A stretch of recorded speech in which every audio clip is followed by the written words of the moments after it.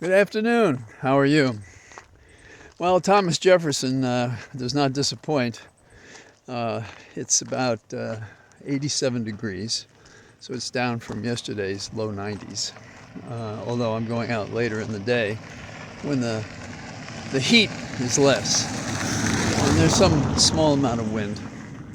There's various kinds of news going on. Late today, I heard about what's going on in Louisiana, the governor, the Big Easy, New Orleans. Well, the Big Easy finds it, at least in the governor's chambers, easy to disregard the Constitution. This time, it's about the Ten Commandments. We've been here before. I don't know what your background is on this issue, but somebody's Ten Commandments is somebody else's forbidden conversation, imposing on others. I am Yahweh, your God, let there be no other gods before you. Hardly a secular message. And I think I was in grammar school, and the question I had was what was release time?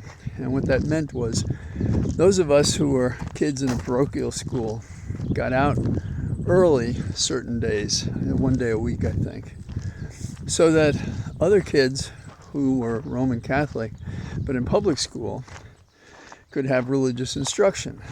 I'm not against that. That's a right to practice religion. But the way it could be done was not to be doing it in a public school. And so I asked a Dominican nun, being an annoying little kid, how do we understand that? And she quoted from the Bible saying,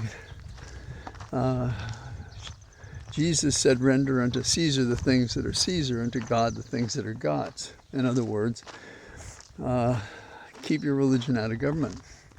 Now, I was somewhat sensitive because I read a lot that Irish had been treated differently.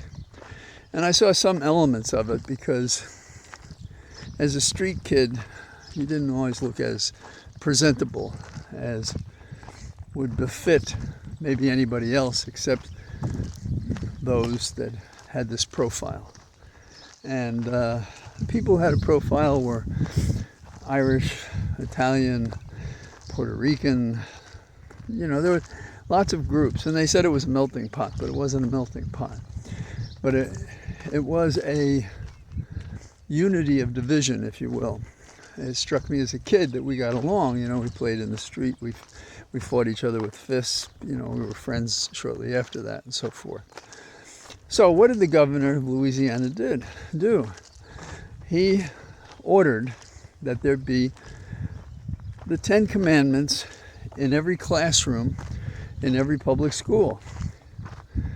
Now, you would think that was a pretty easy violation of the First Amendment, establishing a religion without regard for what others thought.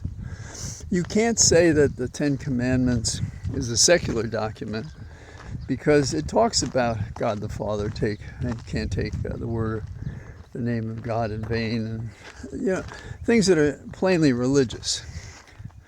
So you have a governor who would foist upon all school children the exposure to an important set of laws from a single religion, or several religions. I mean, both Jews and Roman Catholics look to the Ten Commandments.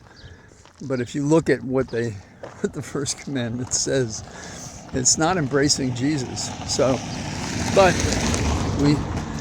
we ramble on the way a Jesuit might have instructed us to do so. So this is grandstanding, causing pain and pressure. Having seen a court that will act upon a political agenda, why not take a chance through the Fifth Circuit, which has been very conservative, and see if you can get to the Supreme Court and have the 6 MAGAs on the court find some loophole by which they can permit people to submit to the Ten Commandments in every classroom.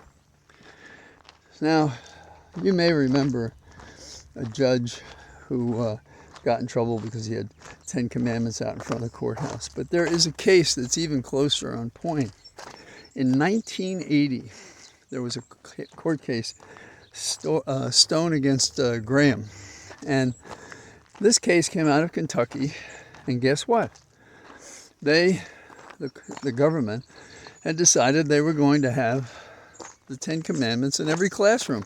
Precisely the same thing that Louisiana proposes. Now, we have these members of the court right now who swore under oath to Congress that they would respect precedent. That is, what had been decided before, they would decide again. It seems to me that if you look at that case, which basically said that the actions were not secular and religious, and that they came within the first clause of the establishment of religion. Or you could say it was, forcing children in this circumstance to deal with the choices of adults based on their own religion and, political opportunity that they would do this. So, what will the court do with it? I don't know. I know what they should do with it. They should follow the decision. Now, of course, none of the justices, who were on that court are on the current court. That decision was 5-4. So, what will we get with this court? And this is a lesson, by the way, in how our three departments work. That is judiciary, legislative, executive. And lately they haven't been working because the participants, the personnel, are not following the rules. And when that happens, the whole system comes down around us. So we have the governor is a jerk, and he's setting one more uncertain thing out before us to be disconcerting to those who have other beliefs and may make uneasy those people who believe what that Dominican nun told me. Render unto Caesar the things that are Caesar, and to God the things that are God. Now, I quote these passages considering myself not religious anymore because of how I see the institutions actually compromising, in many respects, a good life, leading to discrimination and hurting other people. If there's anything that I got out of the religion without it being spiritual, it was treat thy neighbor as thyself. And that's not the current church. That is not any religion in practice. And it's wonderful we have scriptures that say what they say. It would be even better if somebody actually did what they said. So, now, let's go on to happier thoughts. I said some time ago, when we were in the foothills of the mountain that became Trump and his corrupt bargains, including his efforts to overtake the government, his 2 impeachments, and now his convictions, and he has other cases pending, that there were 2 sets of lawyers when I was younger and Watergate happened. There were those lawyers who investigated and prosecuted it, and among those lawyers who became my heroes, we had some of the finest people, and I've gotten to know them. And now, the other kind of lawyers are the ones that implemented what Nixon wanted. And everything went along swimmingly at first, and then not so well.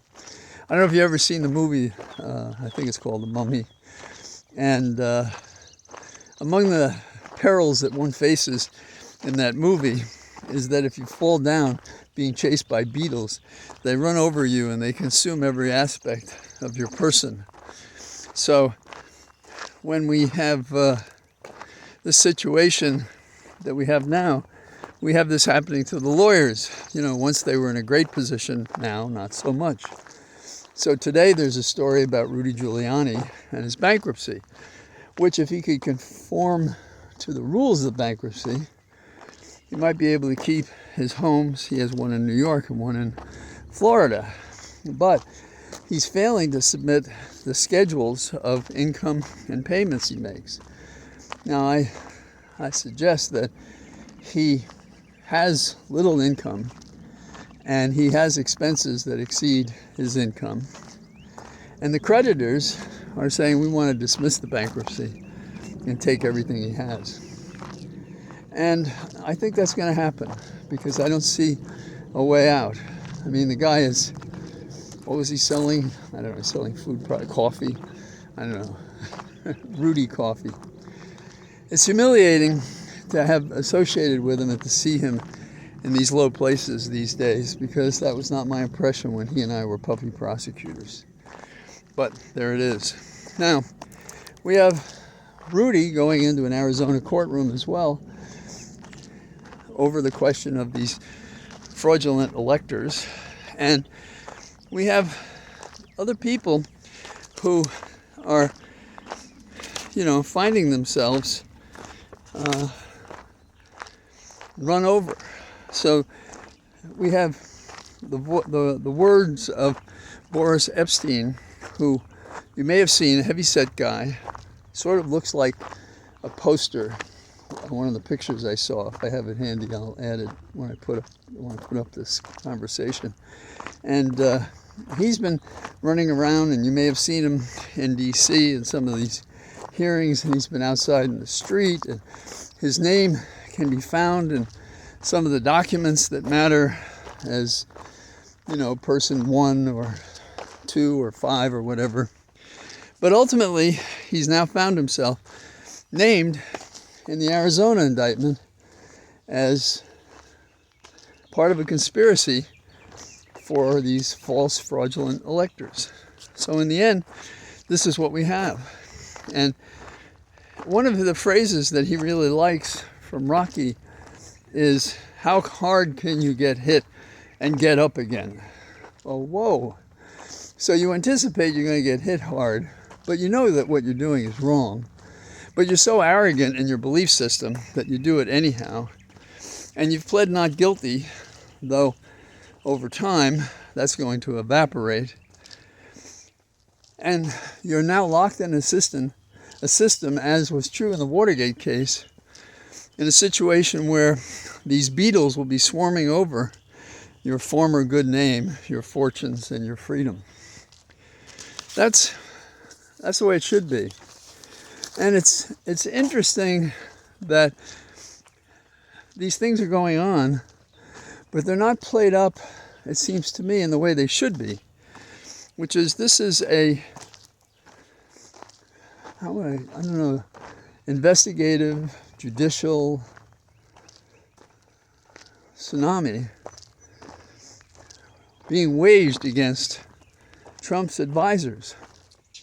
So not only may we have Trump standing for an office in which he has to serve it in custody, but the people that he holds the highest regard for from his past misconduct are themselves perhaps going to be serving jail time somewhere.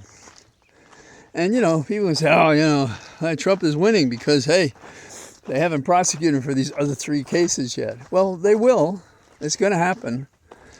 And I don't believe Trump is going to succeed in the court convincing them to let him pardon himself, because even Nixon, as audacious as he was, he didn't feel he could do that. So the vectors, as I see them, you have to forgive me, it's a term I always got a kick out of studying physics, the notion of force in a direction and a distance and a strength. So we have the vectors of our political situation right now, in which lawyers are at the bar of the court and they're representing themselves or retaining counsel to represent them for the things they did wrong when they were acting as the lawyers for the head of their gang, a guy named Trump. And so this is going very badly. I assume that, the people out there who want to comment on such things be looking at the debate. But I'll tell you, unless Biden comes into the room and strips naked and runs around, he, by comparison to Trump, is going to appear to be a gentleman of a certain age who's worked hard and done a good job and made a difference. And he's set upon making a difference for the people, for the nation. Whereas Trump is a no good, no account thief. He steals dreams. He says whatever he thinks is necessary. He abandons family and friends and people loyal to him, people who praise him. And it's hard to say because nobody knows what one is, but he's a man without a soul. He's a man without a mission that is acceptable to other people. Heroes are whatever they do for themselves, heroes because of what they do for others. By that standard, Trump shouldn't even merit a chapter in the history book of these years. So that's what I got to say. The warmth wasn't so bad today. It was a little worse yesterday, and a little worse yesterday. So I hope you're doing well. Be careful about the heat yourself, and I will. In fact, last night I wanted to walk, so I went walking in the dark. And when I say the dark, the moon is out, and you can see your shadows on the ground, your shadow on the ground. So it's not dangerous. And those of you who read James Fenimore Cooper knew that the Native Americans could run through the woods and allow their legs to feel the shape of the land so they could run where they couldn't see because of what they felt. And I did this with some success and some failures years ago. I haven't been doing it these days because I can see the roads where I'm running and I'm not taking paths through the woods as I did when I lived further south in Loudoun County. But and once when I was doing this in the dark, a deer and I almost ran into each other. We actually brushed against each other in the dark, and that was cool because I didn't get hurt. That's why it was cool. So we're going to put a lot of hurt on these lawyers. We're going to compromise everything about them. That's going to be their accounting. It's going to be a messy process. It's going to be something that's like a surgical operation, but instead of blood and gores, it'd be a combination of accusations and bad conduct and, well, it will be a release for us, a closure for us to put these people in their place. So until tomorrow, I'll take leave of our walk in the Cathedral of Trees. All the best. Bye-bye.